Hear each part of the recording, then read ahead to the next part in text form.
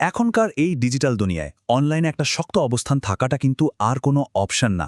এটা এখন বিজনেসের জন্য অপরিহার্য। বিশেষ করে আমাদের দেশের বাংলাদেশের রপ্তানিমুখী ছোট ব্যবসাগুলোর জন্য তো বটেই।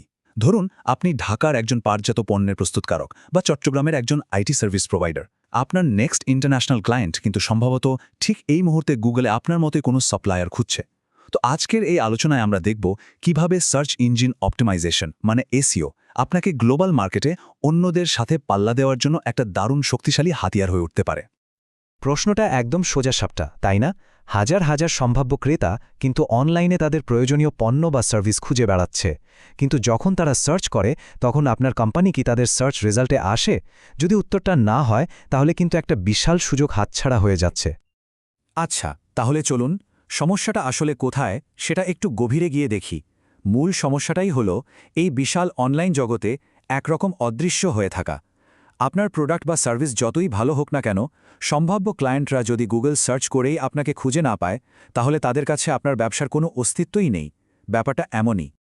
ব্যাপারটা কতটা সিরিয়াস তা একটা সংখ্যা দেখলেই পরিষ্কার হয়ে যাবে।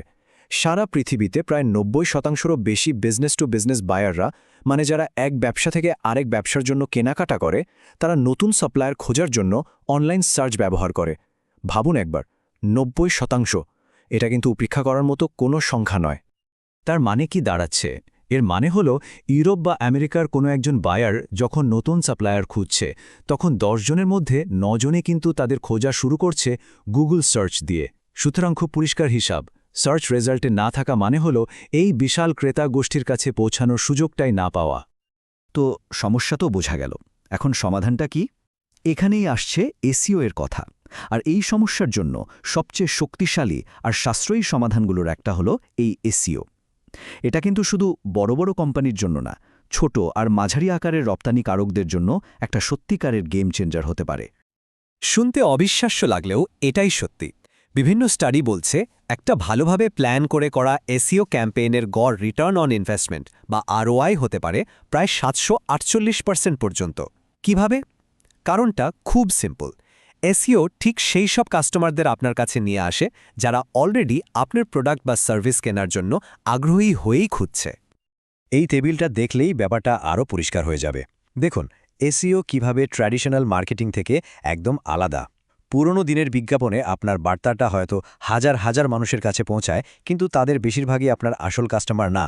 অন্যদিকে এসইও কি করে? এটা একদম টার্গেট করে সেই সব ক্রেতাদের কাছে আপনাকে পৌঁছে দেয় যারা সক্রিয়ভাবে আপনার মতো প্রোডাক্টই খুঁজছে।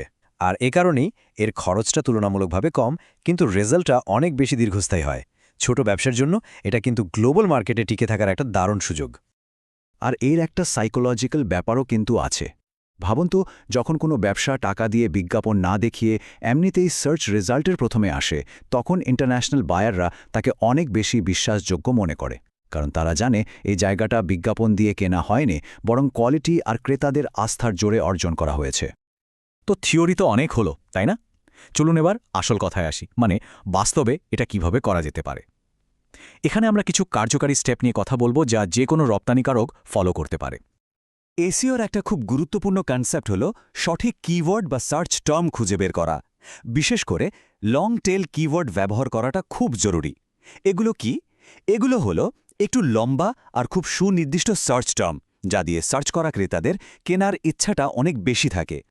একটা উদাহরণ দিলেই ব্যাপারটা পরিষ্কার হয়ে যাবে। ধরুন একজন শুধু পাটজাত ব্যাগ লিখে সার্চ করল, আরেকজন সার্চ করল অর্গানিক পাট শপিং ব্যাগ পাইকারি বাংলাদেশ লিখে। বলুন তো, কার কেনার সম্ভাবনা বেশি?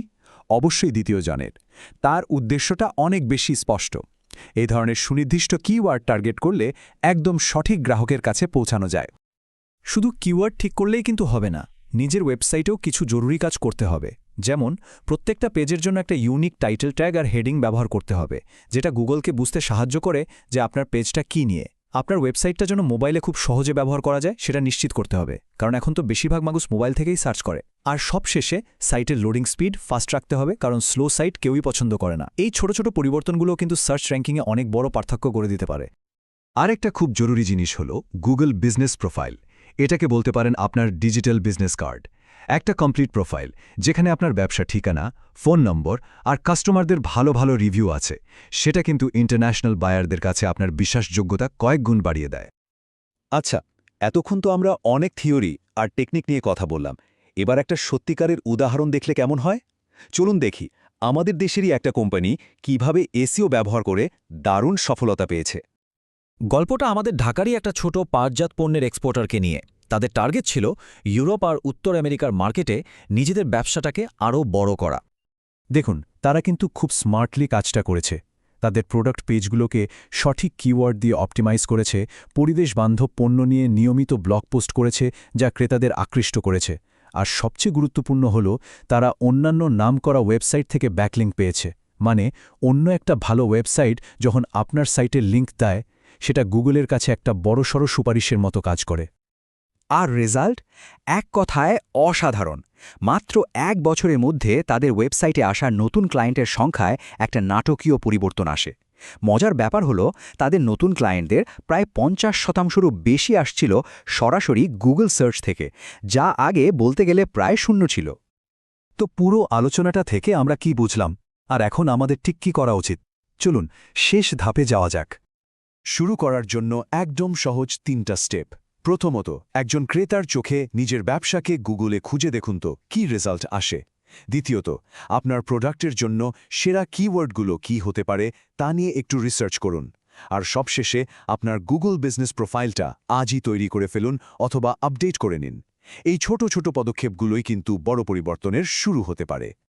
সবশেষে একটাই কথা, সারা বিশ্ব জুড়ে ক্রেতারা কিন্তু খুঁজছে, আর এসইও হলো সেই ব্রিজ যা আপনার বাংলাদেশি ব্যবসাকে তাদের সাথে যুক্ত করে দিতে পারে। আসল প্রশ্ন হলো, যখন তারা খুঁজবে তখন আপনাকে খুঁজে পাওয়ার জন্য কি আপনার ব্যবসা তৈরি?